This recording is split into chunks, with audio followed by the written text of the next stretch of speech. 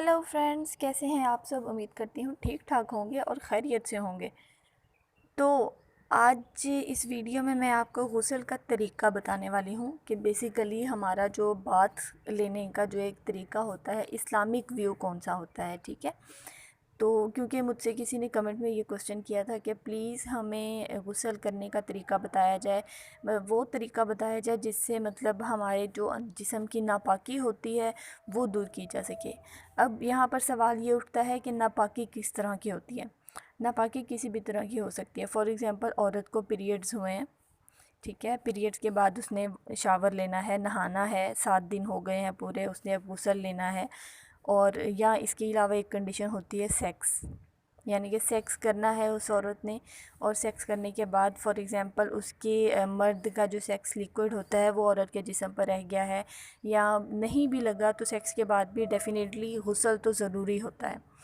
तो ये कुछ एक दो कंडीशंस होती हैं नापाकी की, कि उस कंडीशन में गुस्ल किस तरह से लिया जा सकता है। एक तो गुस्ल होता है जो हम नॉर्मल डेज़ में लेते हैं, आम रूटीन में डेली बेसिस पर हम जो नहाते हैं, शावर लेते हैं। एक होता है वो गुस्ल, वो तो सिंपल होता है कि हम नहा लेते हैं। और दूसरा गुस्ल होता है ये नापाकी की सूरत में, कि हम नापाक हैं और हमने गुस्ल लेना है।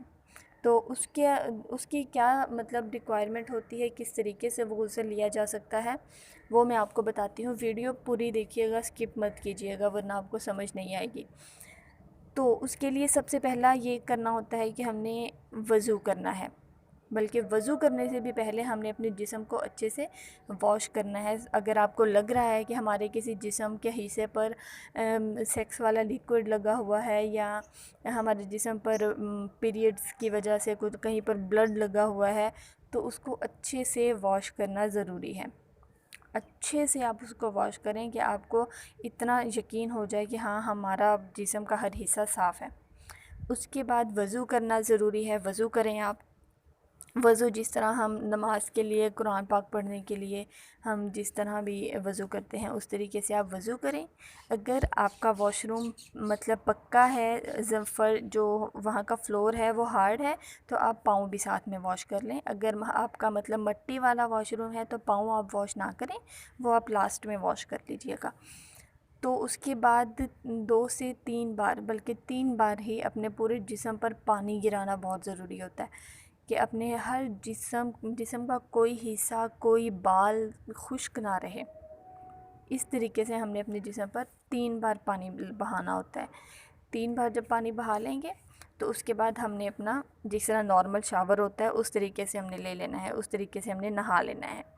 अगर ज़मीन हमारी वॉशरूम वाली कच्ची है तो लास्ट में पाँव ज़रूर वॉश कीजिएगा। और ये सिंपल सा ही एक तरीका था, कोई इतना मुश्किल नहीं है। नॉर्मल डेज़ में तो जो भी हम लोग शावर लेते हैं, लेकिन इस चीज़ का ख़्याल रखिएगा कि पीरियड्स के बाद वाला जो गुस्ल होता है वो थोड़ा डिफरेंट होता है। वो हमें उस तरीके से, उस इस्लामिक जो हमारा वे होता है उस पर अमल करना ज़रूरी होता है कि हम इस्लामिक तरीके से गुस्ल करें।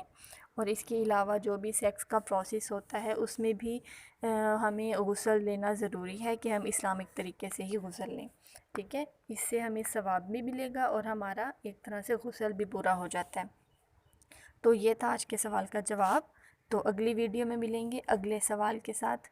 तो तब तक के लिए अल्लाह हाफिज़।